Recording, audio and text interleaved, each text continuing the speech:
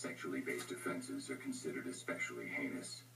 In New York City, the dedicated detectives who investigate these vicious felonies are members of an elite squad known as the Special Victims Unit. These are their stories.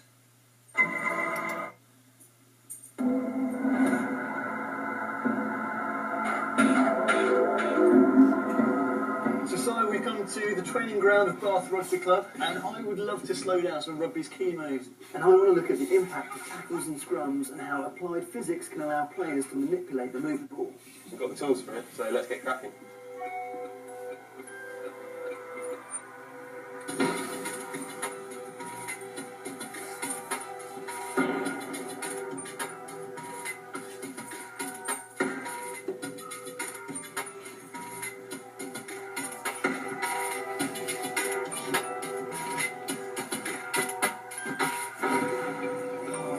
That looks so painful.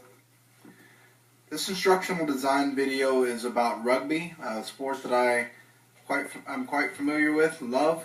QC, USA rugby ball versus a normal size regular football. You see the rugby ball is much more egg-shaped and a lot larger than a normal football. The idea of this project with the instructional design theory is to work on an absorb, a do, and then a connect theory. With the absorb part of it is what we're going to do right now. We're going to work on the part where I'm explaining the information to you about how to play rugby and an experience with playing rugby. And then, of course, the do would be you going and trying it out for yourself. And then the connect part would be the gap analysis between you taking what you've already learned versus what I've taught you today, and then putting the two together. First of all, you're going to have to do a needs assessment. What's needed? Well, many people in the United States are not familiar with the sport of rugby. They think rugby is another form of soccer or just a lot of guys playing a really weird game on the field together. In part, rugby is a quite exuberating sport, I would say. It's got a lot of great points to it. It's got a lot of teamwork and fellowship into it. And it's a very hard-hitting and action-packed sport. On the rugby field, you've got 15 players on each side of the ball. It's more than just about any other sport that you're going to see played. Your equipment is normally, you have a mouthpiece, you have your rugby jersey, you've got a pair of shorts and your cleats, and that's it. That's your uniform. Where other sports like American football, you have pads, you have helmets, and everything else for protective gear.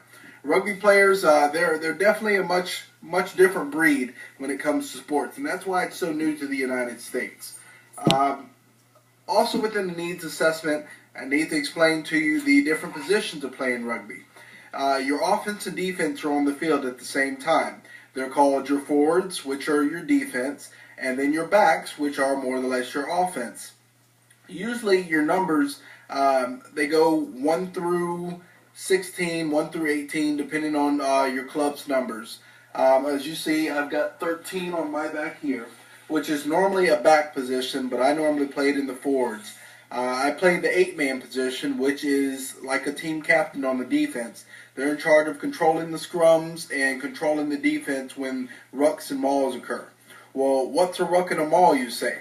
Well, let's start with a ruck. A ruck is when when a player is tackled and they're tackled onto the ground, and then the other players swoop over that player to be able to gain possession and return the ball back to their team. A maul is when those players have kind of budged up against each other on both sides of the ball, and they're steadily fighting for possession, and you see where a lot of players are coming in and they're trying to break down. A scrum.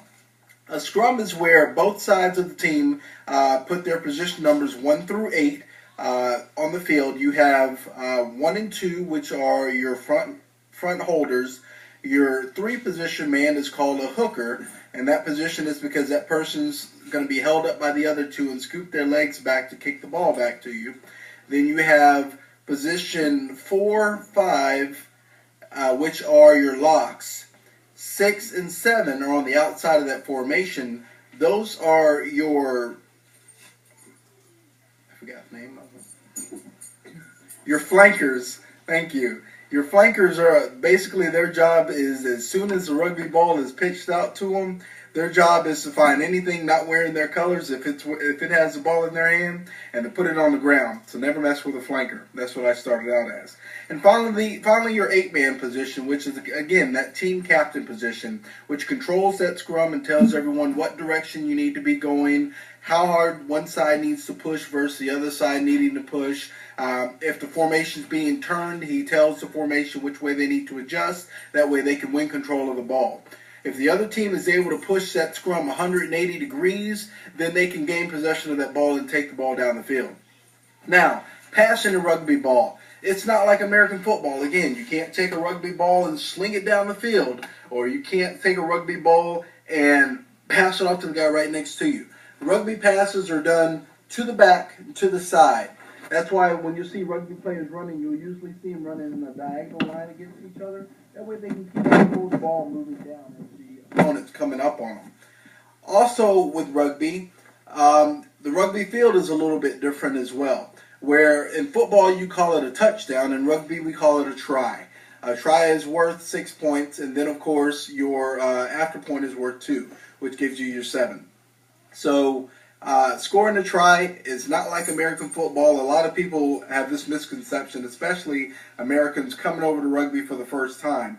They get onto the rugby field, they run down the field, they score in the end zone, they jump up and down thinking that they've scored, and then they get splatted by another player. Because in rugby, it's important to take the ball and touch it down onto the ground as soon as you get over the goal line. Remember, take the ball, touch it down for the try. That's the only way that your points score for rugby.